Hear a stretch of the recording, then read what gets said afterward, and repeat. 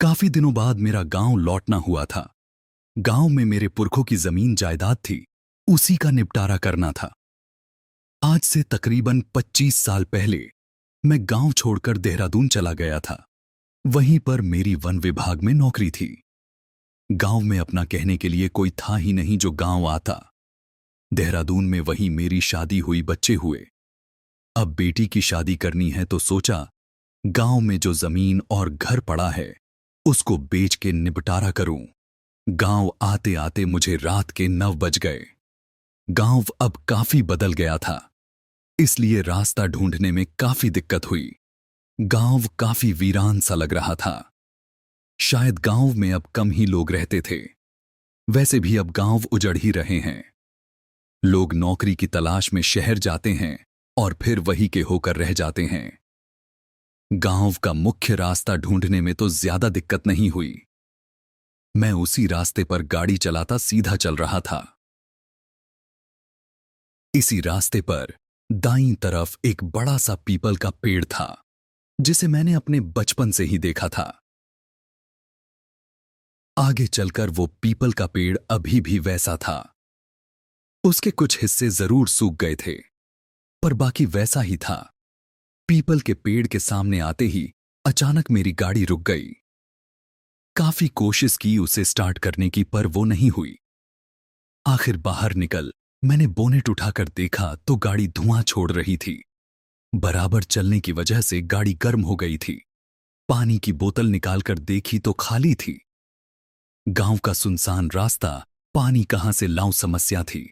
तभी याद आया कि पीपल के पेड़ की दाईं तरफ आगे जाके पहले कुछ घर हुआ करते थे। शायद अभी भी हो। जाके देखता हूं। मैं अपनी याददाश्त के सहारे उस तरफ बढ़ चला। थोड़ी दूर चलने पर दूर से रोशनी आती दिखी। मैं जल्दी जल्दी कदम बढ़ाने लगा। थोड़ा नजदीक जाके देखा तो एक झोपड़ी में लालटेन जल रही थी और उसी से ये रोशनी आ रही थी। मैंने दरवाजे पर पहुंचकर आवाज दी, कोई है क्या? मुझे जरा पानी चाहिए। अंदर से कुछ अजीब सी गंध आ रही थी और अजीब सी चप चप की आवाज भी। मैंने फिर आवाज दी, कोई है क्या? मुझे जरा पानी मिलेगा। तभी अंदर से कुछ खटपट की आवाज आई और एक बड़ी ही मनहूस सी सूरत का आदमी सामने आया। शक्ल से ऐसा लग रहा था जैसे सालों से नहाया ना हो। कपड़ों की हालत भी कुछ ऐसी ही थी। चेहरा बिल्कुल जर्द हो रखा था और आंखें ऐसी जैसे उनके सारे भाव ही खत्म हो चुके हों। उसकी सूरत देख थोड़ी झुरझुरी सी छूटी। मैंने उससे बोला, जी मुझे जरा पानी चाहिए था। दरअसल मेरी गाड़ी रास्ते में बंद हो गई है। वो सर हिलाते हुए बोला, रुको लाता हूं। और थोड़ी देर में अंदर से वो एक हरे रंग की बोतल में पानी लेकर आया। पानी लेकर मैं धन्यवाद बोल चलता बना। आकर पानी डाल गाड़ी स्टार्ट की और आगे बढ़ गया। अब इस रात में अपना घर ढूंढना तो मुश्किल था और रास्ते में कोई नजर भी ना आता था जो रास्ता पूछ लूं। तो किले पर जाने की सोची। दरअसल हमारे गांव में एक किला हुआ करता था जहां पर पुराने राजा के वंशज अभी भी थे। मेरे जाने से पहले तक बस राजा और रानी ही थे। उनको कोई संतान ना थी। सोचा आज रात किले पर ही काटी जाए। ये सोच किले के दरवाजे के सामने गाड़ी रोक मैं उतरा। किले पर जाने के लिए जो रास्ता था वो एक अधेड़ी सुरंग की तरह था, मगर पहले यहां चारों तरफ लाइट रहती थी। अब 25 साल बाद आया हूं तो चारों तरफ अंधेरा पड़ा है। मैं अपने फोन की टॉर्च जला आगे बढ़ा। ऊपर तक चढ़ते चढ़ते मेरा दम फूल गया। ऊपर चढ़कर मुख्य द्वार के सामने बने चबूतरे पर बैठ गया कुछ देर दम मारने के लिए। तभी देखा सामने से कोई आ रहा है। पास आके वो बोला, कौन बैठा है यहां? अरे मैं यही का रहने वाला हूं। आज ही शहर से आया हूं कुछ काम के सिलसिले में। किससे मिलना है? बस रात भर रुकने को जगह चाहिए। चलो अंदर आओ। उस आदमी की आवाज बड़ी ही सर्द सी थी, पर वो काफी दूर खड़ा था, सो शक्ल कुछ ठीक से ना दिख रही थी। मैं उठ के उसके पीछे पीछे चल दिया। मुख्य द्वार से अंदर होकर एक बहुत बड़ा खुला बाग था, जिसमें पहले बड़े सुंदर फूल खिला करते थे। उसके बाद एक दो दरवाजे आते थे, जिनमें एक दरवाजा राजा रानी के निजी महल की तरफ जाता था और दूसरा मुख्य आंगन में खुलता था, जिसके आसपास कई कक्ष बने थे। वो आदमी मुझे दूसरे वाले दरवाजे से अंदर ले गया। यहां पर भगवान का शुक्र था कि लाइट थी। अब मैंने भरपूर रोशनी में उसका चेहरा देखा और मैं दंग रह गया, क्योंकि इन्हें मैं जानता था। ये रामफल काका थे। 25 सालों में मैं तो बूढ़ा हो गया, पर रामफल काका जैसे थे वैसे ही थे। मैंने उन्हें आवाज देकर रोका, काका, आप अभी भी यही रहते हैं? यह सुन काका ने मेरी तरफ मुंह घुमाया और उनकी सूरत देख मुझे उस झोपड़ी वाले आदमी की याद आ गई। काका और उसमें जरा भी अंतर न था। काका की उम्र तो मानो जहां 25 साल पहले थे वहीं थम गई थी, पर उनका चेहरा एकदम जर्द हो रहा था और आंखें भी एकदम भावहीन। उस अकेले महल में उन्हें देख फुरहरी सी आती थी। काका सर्द सी आवाज में बोले, तुम मुझे जानते हो? हाँ काका, मैं प्रबल जोशी, याद है आपको? 25 साल पहले मैं यहीं गांव में रहता था। बचपन में आता था इस महल में, याद है आपको? मैं उन्हें याद दिलाते हुए बोला, हूं, होगा, मुझे आजकल कुछ याद नहीं रहता। ये कहे काका ने बात को टाल दिया। अब जान पहचान निकलना व्यर्थ था, सो मैंने दूसरी बातें की। काका, महल इतना खाली क्यों है? यहां अब कोई रहता नहीं क्या? रहते हैं ना, पर अभी सब काम में व्यस्त है। काका की आवाज और अजीब हो गई। अब तक हम एक कक्ष में आ चुके थे। इसमें बिस्तर वगैरह था। काका बाहर निकलते हुए बोले, अब इसी में आराम करो तुम, मैं जाके खाना भिजवा देता हूं। ये कह काका सीधे चले गए और मुझे भौचक्का सा छोड़ गए। अब मैंने कक्ष को देखना शुरू किया। इसमें एक तरफ बिस्तर लगा हुआ था और उस पे तरतीब से गद्दे वगैरह लगे हुए थे। मैं उस पे बैठ नजर घुमाने लगा।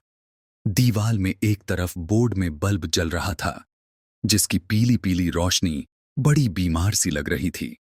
मैं काफी लंबा सफर करके थक गया था, सो आराम करने बिस्तर पर लेट गया। लेटे लेटे कब आंख लग गई पता ही नहीं चला। किसी की आवाज से आंख खुली। देखा तो एक 13-14 साल का लड़का हाथ में खाने की थाली लिए दरवाजे पर खड़ा था।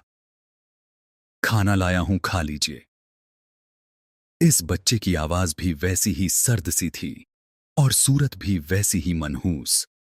मैंने हाथ के इशारे से उसे अंदर बुलाया और थाली को पास रखी छोटी सी टेबल पर रख दिया और उसे अपने पास बैठने को कहा।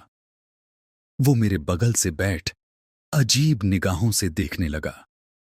मैंने उसकी पीठ पे हाथ रखा, पर अचानक जैसे करंट सा लगा हो, बच्चे की पीठ मानो ठंडक से शिमला हो रही थी।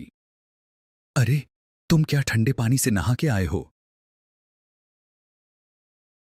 मैं हैरान था। हम नहीं नहाते, कहेगा। वो उठ के भाग गया।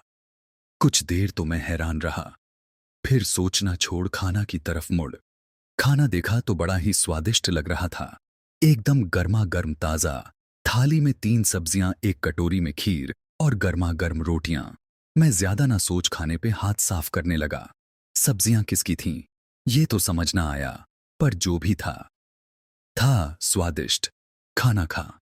मैंने फोन में टाइम देखा तो 12 बज रहे थे और नेटवर्क नदारद था, सो मैं फिर से सो गया।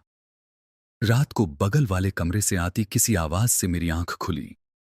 ऐसा लग रहा था जैसे 2-3 लोग फुसफुसा रहे हों। लाइट जलाने के लिए मैं स्विच बोर्ड की तरफ बढ़ा, पर स्विच तो ऑन ही था। फिर बल्ब क्यों नहीं जल रहा? शायद मैं सोने से पहले बंद करना भूल गया और ये बल्ब खराब हो गया शायद। मैंने बिस्तर से फोन उठाया। मोबाइल की बैटरी भी अब अंतिम सांसें ले रही थी, पर फोन की टॉर्च ऑन करके देखा तो मेरे होश गुम हो गए। ये था वही कमरा।